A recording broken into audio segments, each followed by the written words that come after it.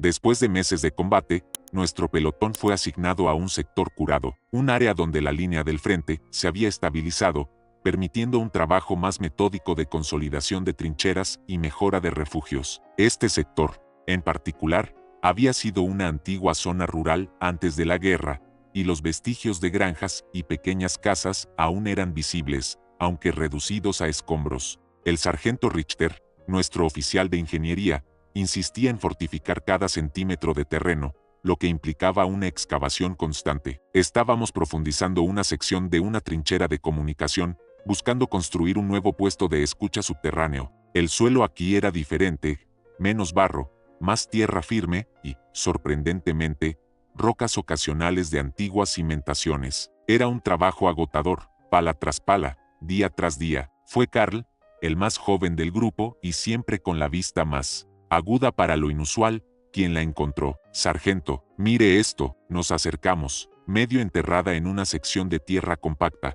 a una profundidad inusual para simple escombro, sobresalía el cuello de una botella de vidrio oscuro. No estaba rota, ni parecía haber sido lanzada, parecía haber sido enterrada con cuidado. La forma era peculiar, más ancha en la base, el tipo de botella que se usaba para vinos finos o licores de época. Con cautela, el sargento Richter la desenterró. Estaba sellada con un corcho de cera grueso, y el vidrio estaba cubierto de siglos de tierra endurecida. Pero lo más extraño fue que no olía a vino ni a licor rancio. Emitía un aroma apenas perceptible, como a tierra húmeda y algo indefinible. La botella antigua y bien sellada yacía en nuestras manos, un objeto anacrónico en la desolación de la guerra. La curiosidad nos carcomía. ¿Qué secreto había sido guardado con tanto esmero bajo la tierra curada del frente? Llevamos la botella a nuestro refugio de mando, bajo la atenta mirada de Lautmann Brandt, nuestro oficial al mando. El capitán, un hombre más interesado en la logística y la estrategia que en las curiosidades,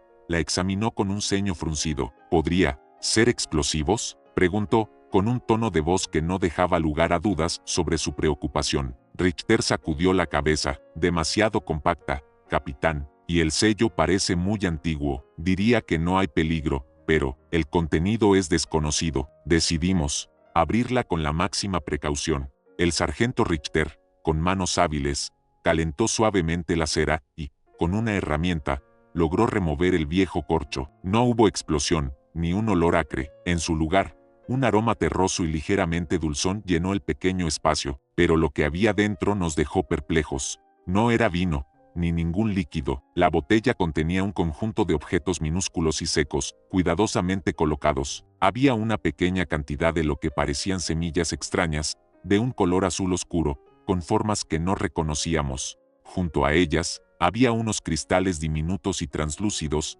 de un verde pálido, que brillaban tenuemente incluso en la penumbra del refugio. Y lo más enigmático, una pequeña placa de cobre oxidado, no más grande que una moneda, con un símbolo grabado en ella, una espiral con un punto en el centro, rodeada por lo que parecían ser diminutas estrellas. El contenido inesperado de la botella era desconcertante. No era militar, ni histórico, de una forma obvia. Era una colección de enigmas. ¿Qué eran esas semillas? ¿De dónde venían esos cristales? Y, sobre todo, ¿qué significaba el símbolo en la placa de cobre? La mensaje en el vino no era una carta, sino un rompecabezas silencioso que nos había encontrado en el corazón del campo de batalla. La noticia de la botella y su contenido inusual llegó rápidamente a nuestros especialistas en inteligencia. El Lautmann Brandt se puso en contacto con la retaguardia para enviar a un experto. Mientras tanto, el sargento Richter y yo, con permiso, comenzamos nuestra propia investigación preliminar sobre los objetos. Las semillas extrañas,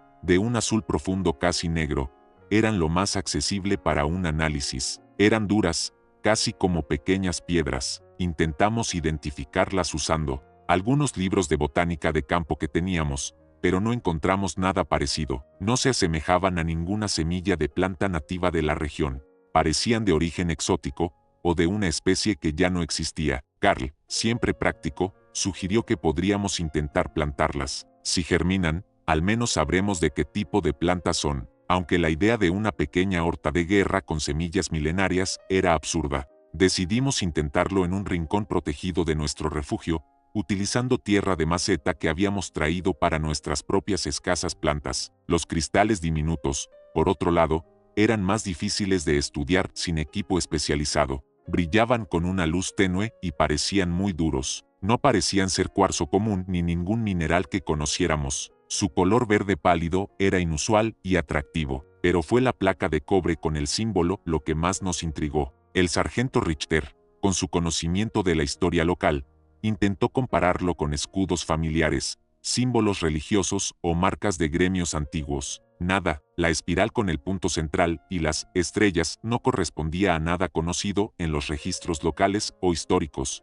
Era un símbolo desconocido, un lenguaje mudo de un tiempo o propósito que se nos escapaba. Las semillas silenciosas y los demás objetos se convirtieron en el centro de nuestra obsesión. La botella no era un tesoro, sino una cápsula de misterios. Una ventana a un propósito olvidado o a un conocimiento perdido. La guerra seguía su curso furioso, pero por un momento, nos habíamos desconectado para descifrar un enigma que no tenía nada que ver con balas o trincheras. El Hauptmann Brandt, al ver nuestra dedicación, decidió enviar la placa de cobre a un experto en simbología en la retaguardia, esperando alguna clave. Mientras tanto, nuestro pelotón continuó sus tareas de fortificación. Días después, el experto respondió. El símbolo en la placa de cobre era indescifrable como un lenguaje conocido, pero sus características, la precisión del grabado, la recurrencia de la espiral sugerían que no era aleatorio. La hipótesis principal era que podría ser un código de artesano,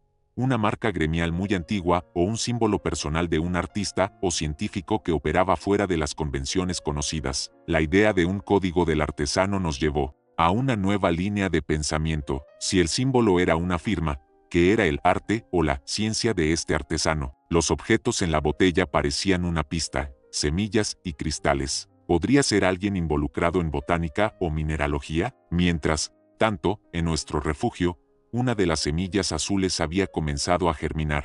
Era un proceso lento, pero un pequeño brote verde, inusualmente robusto y con hojas de un brillo casi metálico, estaba emergiendo de la tierra. La planta era resistente, creciendo incluso con la luz tenue de una linterna. Era una planta hermosa, a pesar del entorno. El crecimiento de la planta nos dio una sensación de conexión con el pasado, con la mente que había puesto esos objetos en la botella. La mensaje en el vino no era solo un misterio histórico, sino un enigma biológico y simbólico. El código del artesano y las semillas germinando nos contaban una historia de conocimiento especializado, un legado silencioso que la guerra había desenterrado. Justo cuando nuestra planta comenzaba a echar sus primeras hojas verdaderas, recibimos una visita inesperada del mayor Hoffmann, un oficial de inteligencia de alto rango. Hoffmann no era de los que visitaban el frente sin una razón de peso. Venía por la botella. Resulta que la descripción de los cristales diminutos de color verde pálido había llamado la atención de una división de investigación secreta. Hoffmann nos reveló que esos cristales eran un tipo de mineral raro, conocido por sus propiedades luminiscentes, y, lo que era más alarmante, por ser un componente potencial en ciertos tipos de detonadores o en la creación de materiales radioactivos experimentales de la época. Creemos que esta botella perteneció a un químico o físico que trabajaba en la zona antes de la guerra, explicó Hoffmann, con una seriedad que nos heló la sangre. Alguien que tal vez no era conocido por sus investigaciones públicas. La aparición de Hoffmann y la revelación sobre los cristales transformó el misterio de la botella de una curiosidad histórica a algo mucho más grave. El código del artesano podría ser el símbolo de una sociedad secreta de científicos o de un individuo extremadamente aislado. La mensaje en el vino ya no era un simple rompecabezas, sino una pista a una investigación peligrosa y desconocida, tal vez relacionada con los inicios de la física nuclear o armamento experimental. La visita inesperada de Hoffmann trajo consigo la pesada sombra de una posible investigación científica secreta que podría haber estado ocurriendo en la región mucho antes de que las trincheras la devoraran. Y ahora, sus vestigios, guardados en una botella, habían sido desenterrados. Con la revelación del mayor Hoffmann, la pequeña planta que habíamos cultivado de las semillas silenciosas tomó un nuevo significado. ¿Eran las semillas también parte de algún experimento? ¿Qué tipo de planta crecía a partir de ellas? Hoffmann nos pidió que le entregáramos la botella y su contenido, así como la planta que había germinado. Explicó que los cristales serían analizados en profundidad y que la planta sería estudiada por botánicos con un enfoque en especies raras o mutadas. La prioridad era entender si el químico físico estaba experimentando con algo que pudiera tener implicaciones para la guerra, ya sea como arma o como defensa. La conexión silenciosa entre el artesano del símbolo, el químico físico de los cristales y la posible creación de una planta desconocida parecía apuntar a una mente singular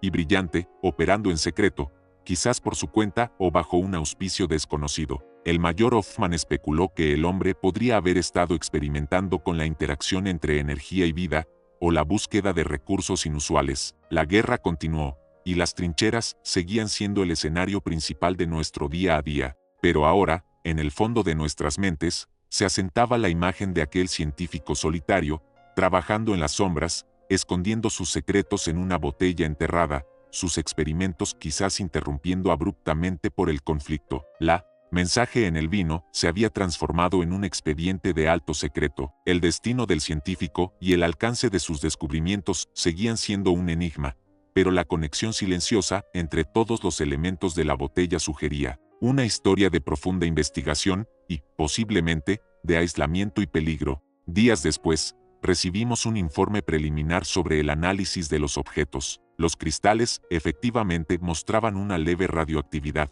aunque en niveles que no eran inmediatamente peligrosos. Se confirmó que eran un mineral extremadamente raro, no nativo de la región. En cuanto a las semillas, la planta que crecía de ellas no era una especie conocida. Mostraba una resistencia inusual a condiciones adversas y una capacidad de crecimiento acelerado. El símbolo en la placa de cobre, aunque aún no se había descifrado por completo, fue asociado a una sociedad secreta de alquimistas modernos o científicos autodidactas que existió en Europa Central a finales del siglo XIX, dedicados a la experimentación con elementos raros y la búsqueda de nuevas fuentes de energía o vida. El químico físico de la botella era probablemente un miembro de esta hermandad, que buscaba desarrollar nuevas formas de conocimiento al margen de la ciencia convencional. No se encontró rastro del individuo. Su destino era tan misterioso como su mensaje. La guerra había barrido su existencia, dejando solo esta botella como testimonio de un legado anónimo de curiosidad y experimentación secreta. La mensaje en el vino era, en esencia,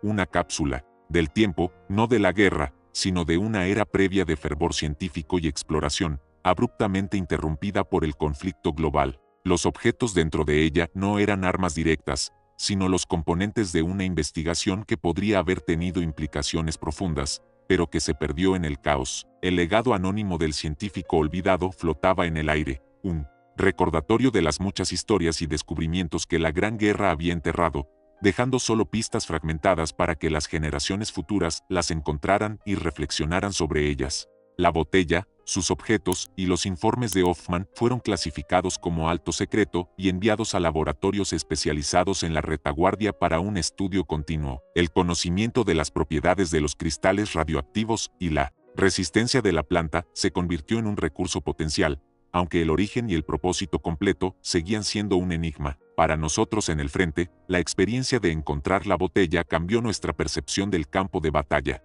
Ya no era solo un lugar de muerte y destrucción, sino también un cementerio de secretos, de vidas y proyectos incompletos, enterrados bajo el lodo y el alambre de púas. A veces, en medio de la monotonía de la trinchera, recordábamos al sargento Richter, con su mirada fascinada en el símbolo de la placa, o a Karl, observando el diminuto brote azul con asombro. La guerra era nuestra realidad, pero la botella nos había abierto una ventana a otra realidad, una de curiosidad científica y enigmas sin resolver, de un mundo que existía antes de que la metralla lo devastara. La sombra de lo desconocido permaneció. Nunca supimos el alcance total de los experimentos del químico, físico, ni qué habría logrado si la guerra no hubiera intervenido. La botella, y su mensaje en el vino silencioso, era un recordatorio inquietante de los vastos horizontes del conocimiento humano que la guerra podía sofocar, y de los secretos enterrados que, ocasionalmente, la tierra devolvía a la luz,